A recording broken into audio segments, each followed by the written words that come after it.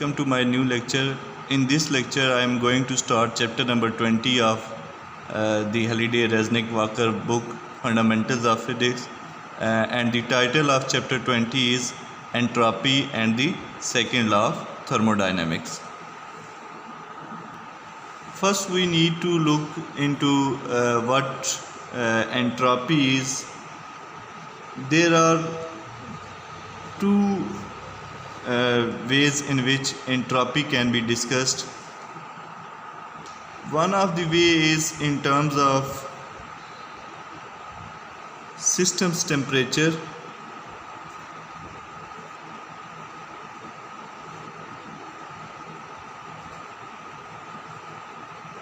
and energy that system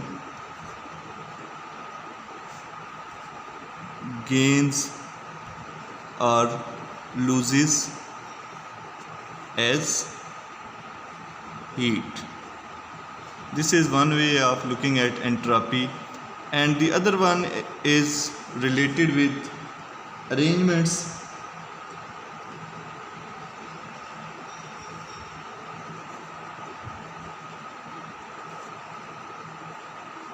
of atoms and molecules.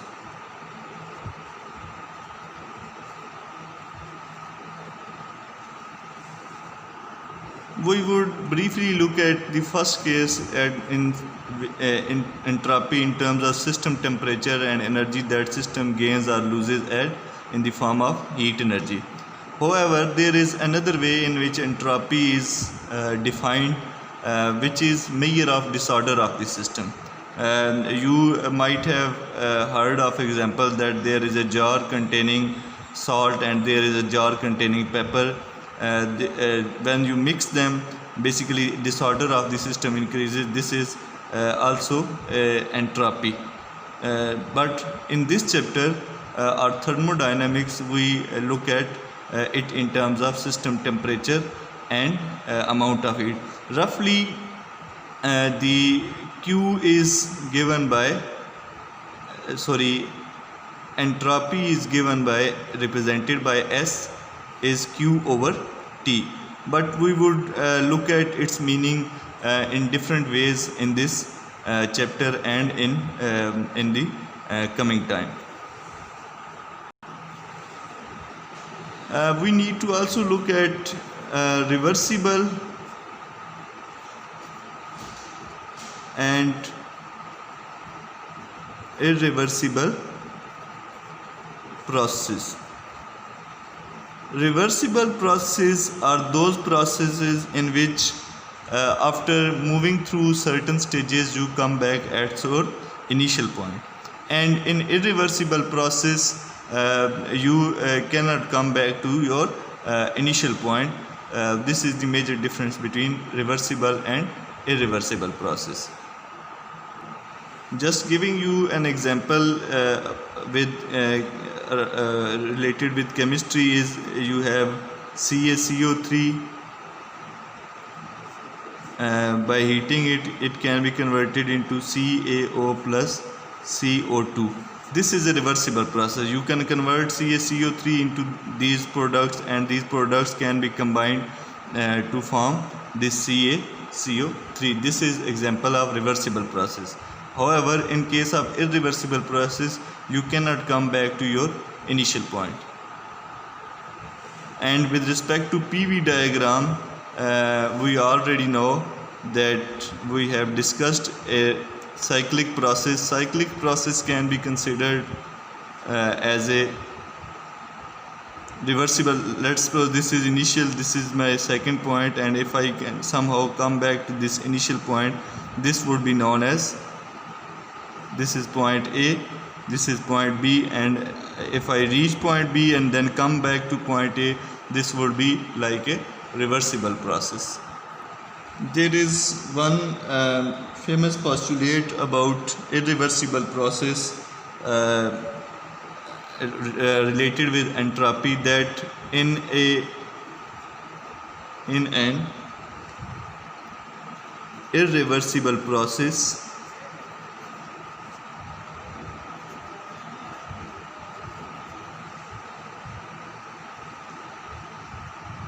that occurs in a closed system. Entropy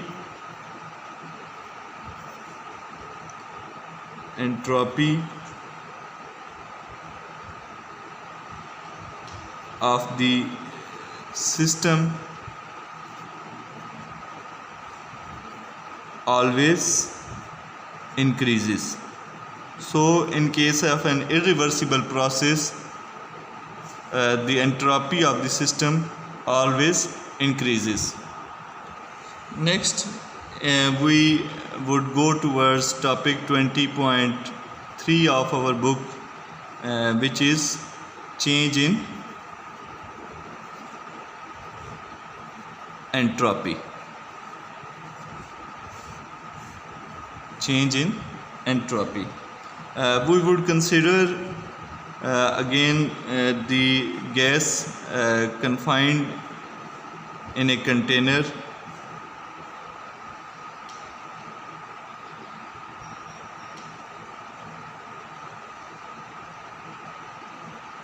Let's say I have confined this gas molecules in this container 1,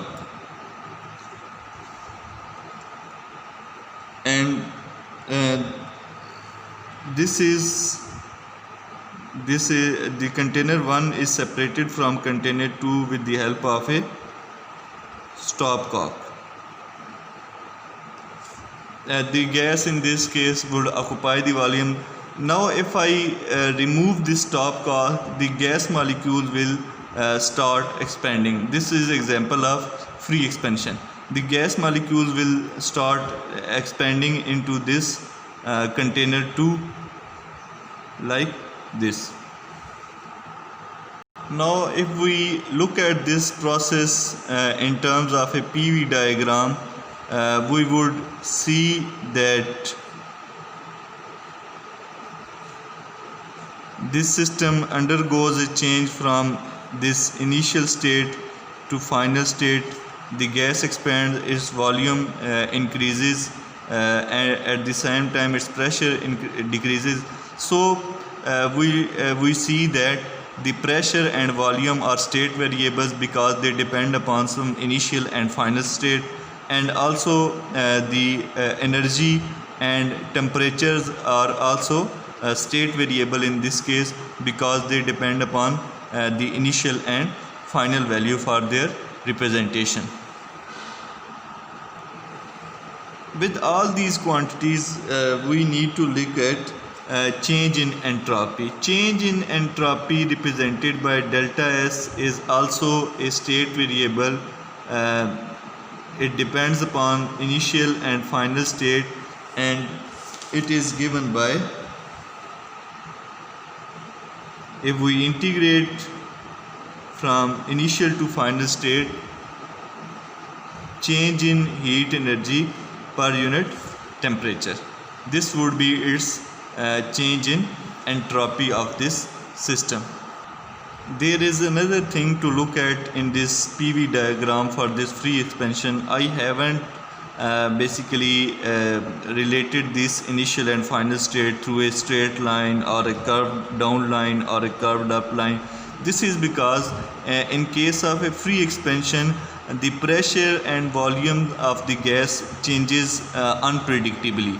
Therefore, we cannot say for sure that it is a straight line or it is a curved line between initial and final state.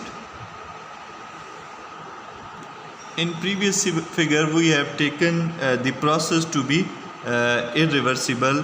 Now if we replace that irreversible process by a reversible process, then see what happens to the entropy. As we know that entropy is a state variable, so it would depend upon initial and final stages of the gas molecule, and it does not depend upon the intermediate stages.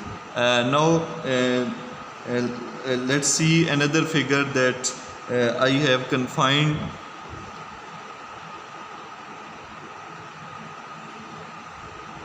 The gas molecules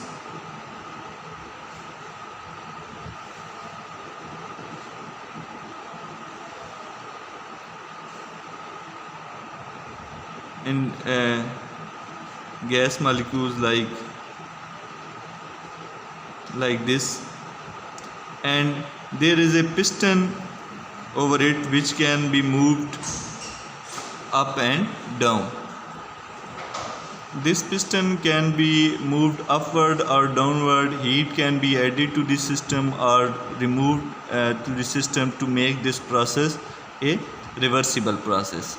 And one thing we should know from the case of an irreversible process,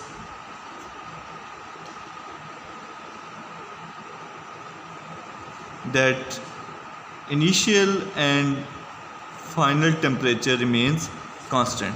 So we have to make same arrangement in case of a reversible process. Therefore I have taken a piston which can be moved up and down, and heat can be added or removed to the system just to make it an isothermal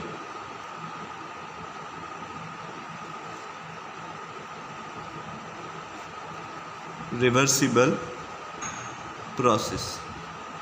I have to make it isothermal, means same temperature, reversible process.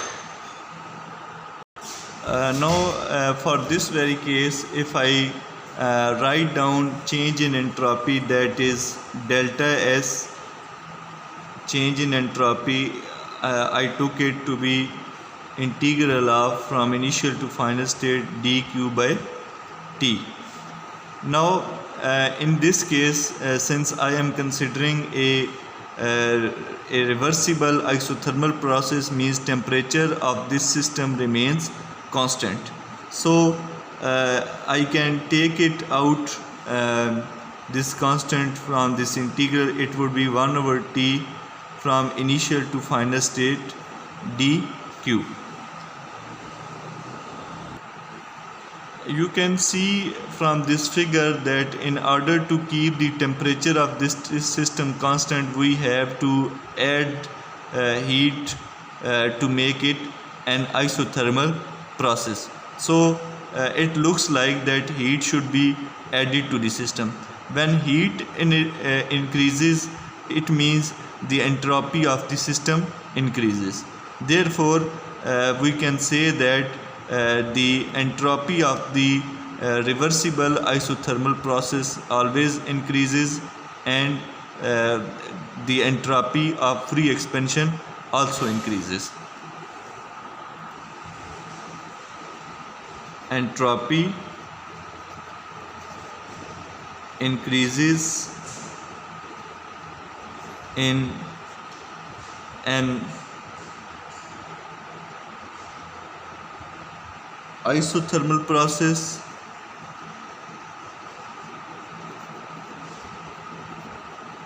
and free expansion. This is one of the results that we have deduced. And the second result is that if you want to find out entropy change for a entropy change or delta S for an irreversible process, replace it with a reversible process that connects the same initial and final states. I repeat once again, if you want to find out the change in entropy for an irreversible closed system, replace it with some reversible thermodynamic process between same initial and final point, and the change in entropy will be same in both these cases. Now moving onward, if I take this I to F dq and the total amount of heat energy that is added to the system is equals to Q, then the above expression would become delta S is equals to Q by T. You can see from this expression that as T is constant in this case, if heat is added to the system, the entropy will always increase, and for a reversible isothermal process we have to add the heat to the system. Therefore this Q would be positive and this change in entropy would be positive. It means that the final entropy SF is greater than the initial entropy of the system. Now if the temperature is small relative to the temperature before and after the process, then we can take this temperature to be average temperature, and the change in entropy would be represented by delta S is equals to Q over T average. This is when you have small changes in temperature, and you will take the temperature to be the average temperature. These are all different relationships that we have derived using our reversible isothermal process. Next we would see entropy as a state function. State functions are those functions which require some initial and final point for their representation. They require some initial and final point for their representation, and the variable which obey which behave as a state function are known as state variable, and entropy like the volume, pressure, energy, temperature is considered as a state variable as we take SF and SI for the representation of entropy. Now we would look at entropy as a state function for the case of a reversible process. This reversible process is done slowly in small steps so that the gas is in equilibrium state at the end of each step.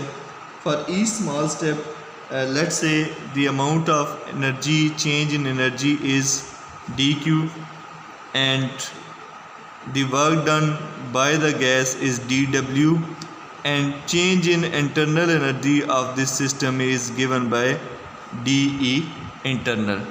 Then by first law of thermodynamics we know that the change in internal energy is equals to amount of heat dq minus dw, work done. This dq could be written as differential change or dE internal plus dW. Now this change in internal energy and dW, this dW for a reversible process can be written as dW is given by P dV, and dE internal in this case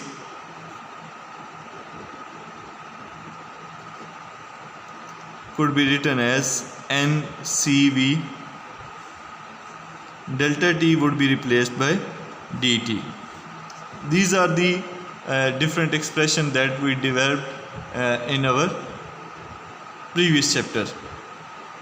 Now putting these two values, I would get this change in heat dq to be equals to ncv dt plus p dv.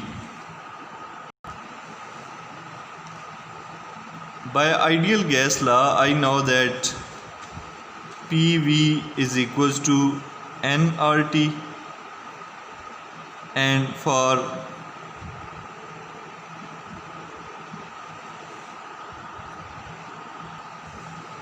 P would be equals to nRT by V. If I put this in the above expression, I would get dq to be equals to ncv dt plus nRT dv by v.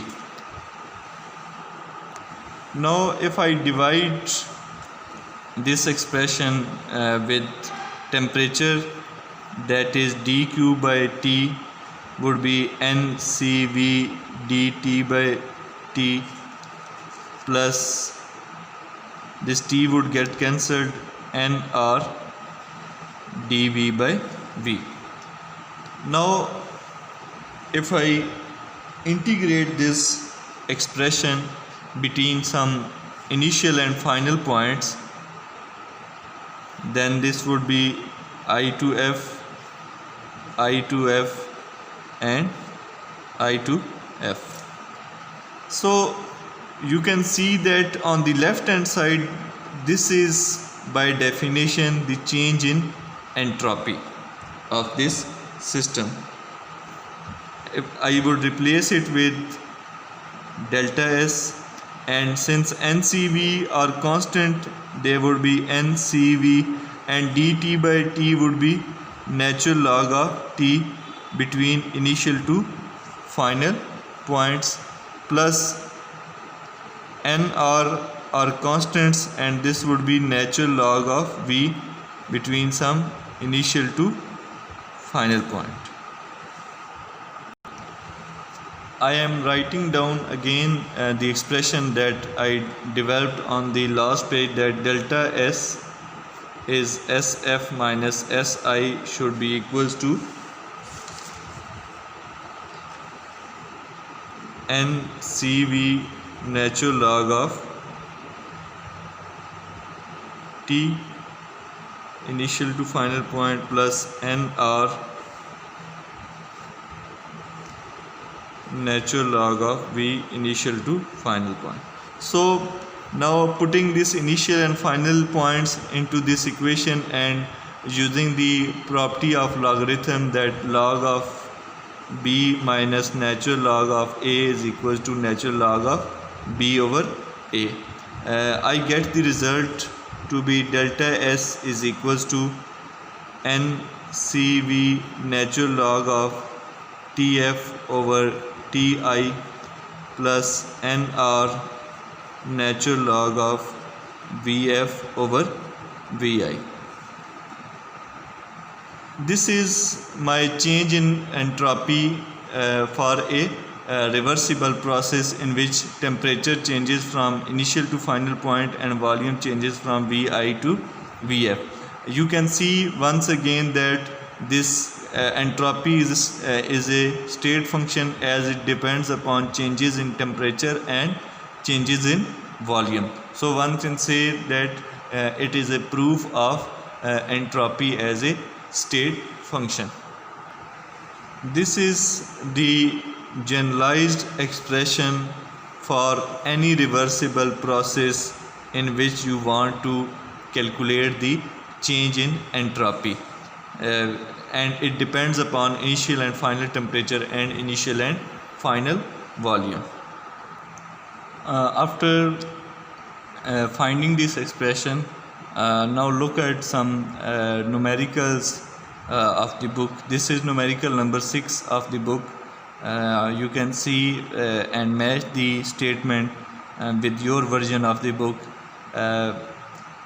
The statement is an ideal gas undergoes a reversible isothermal expansion, increasing its volume from 1.3 liter to 3.4 liter. The entropy change of the gas is 22 joule per Kelvin.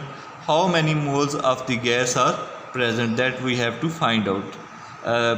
First we would see what is given. The volume changes from 1.3 to 3.4 liter. So initial volume is 1.3 liter and final volume is 3.4 liter. Now the change in entropy of this system is given by 22 joule per Kelvin. Since it is given that it is a reversible isothermal process, so the temperature Ti Tf should be equal and constant, and let me take it equal to T. Now I have to find out this number of moles, means I have to find out N in this case. First I would write down the expression that I have recently developed for change in entropy, that is delta S is equals to NCV natural log of ratio of initial and final temperature plus NR natural log of ratio of initial and final volume. Now this Tf is equals to Ti is equals to T. Let me substitute it over here. N CV natural log of T over T, since Tf is equals to Ti is equals to T, plus N R natural log of Vf over Vi. Now T will get cancelled and natural log of 1 is 0. So this whole expression will become 0. Now you can easily find out this N to be equals to delta S over R natural log of Vf over Vi, and we know this R to be equals to 8.31 joule per mole per Kelvin. R is given as 8.31. So we know delta S, we know R, we know Vf, we know Vi. You can easily substitute these values and get the number of the moles of the gas that were involved in this isothermal expansion. I am leaving these calculations to you people. You can use the calculator and solve it out for yourself to find the number of moles of the gas. This is our discussion of today's topic.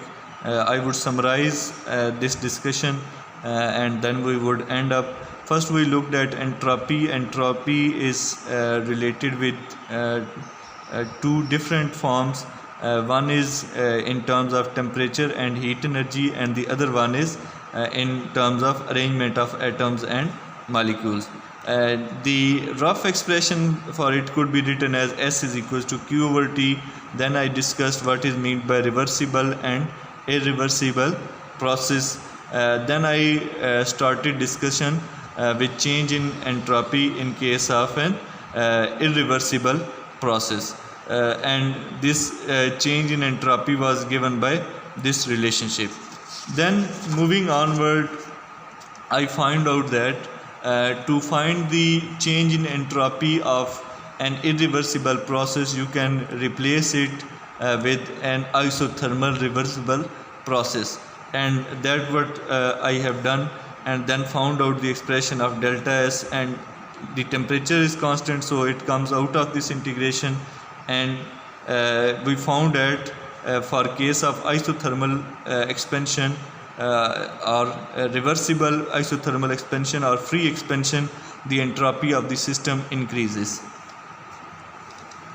Then at the end, if there is small relative change in temperature, then you can use the expression delta S is equals to amount of heat per unit average temperature. Then I looked at the entropy as a state function because it depends upon initial and final stages. I took a process and wrote down first law of thermodynamics and then substituted different values accordingly, and in the end, doing a bit of mathematics, I found out that the change in entropy is is dependent upon initial and final temperatures and initial and final volume. And at the end of the lecture, I have solved a numerical to further clear the point of view related with change in entropy. Thank you very much. See you again soon.